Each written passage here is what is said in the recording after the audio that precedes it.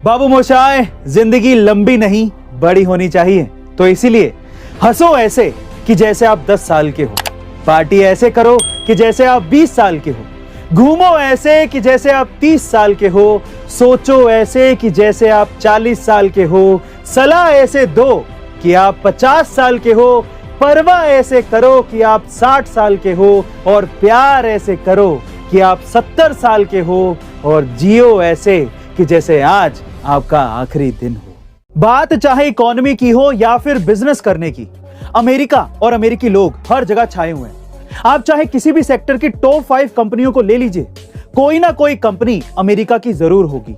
पर सवाल यह है कि ऐसा क्यों अमेरिका के लोग बिजनेस करने में सबसे आगे हैं? चलिए मैं आपको बताता हूं। देखिए, जैसे भारत में जोमेटो है, वैसे अमेरिका में एक ऑनलाइन फूड डिलीवरी स्टार्टअप है जिसका नाम है डोडैश।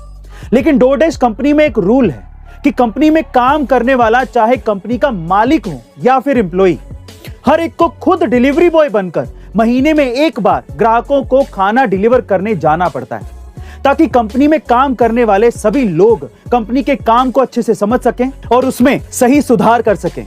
गाइस, अब तो आप समझ ही गए होंगे कि क्यों अमेरिका और अमेरिकी कंपनियां इतनी आगे हैं। गाइस, क्या आप जानते हैं कि बॉडी में स्टेमिना कम होने के लक्षण क्या होते हैं? चलिए आज मैं आपको बताता हूं।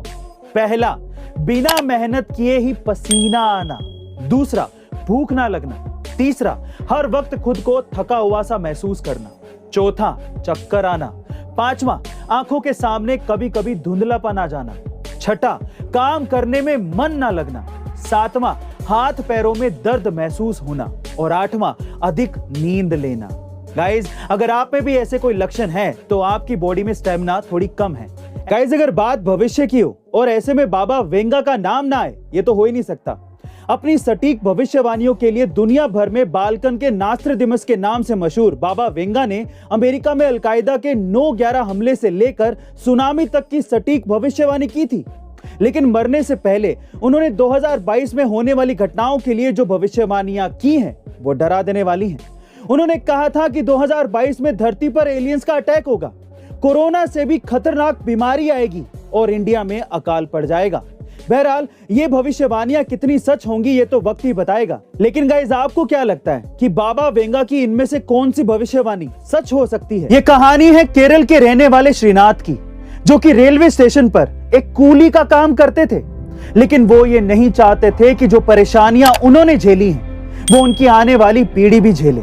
सिर्फ इसीलिए उन्होंने सिविल सर्विसेज में जाने का मन बनाया। लेकिन श्रीनाथ के ऊपर परिवार को चलाने की जिम्मेदारी बहुत ज्यादा थी।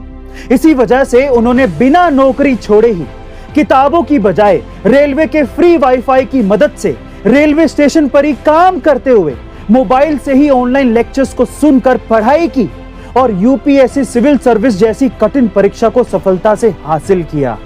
गाइस, दुनिया में मेहनत और इच्छा शक्ति से बड़ी कोई भी चीज नहीं है। अगर इंसान कुछ करने की ठान ले तो उसे कोई रोक नहीं सकता।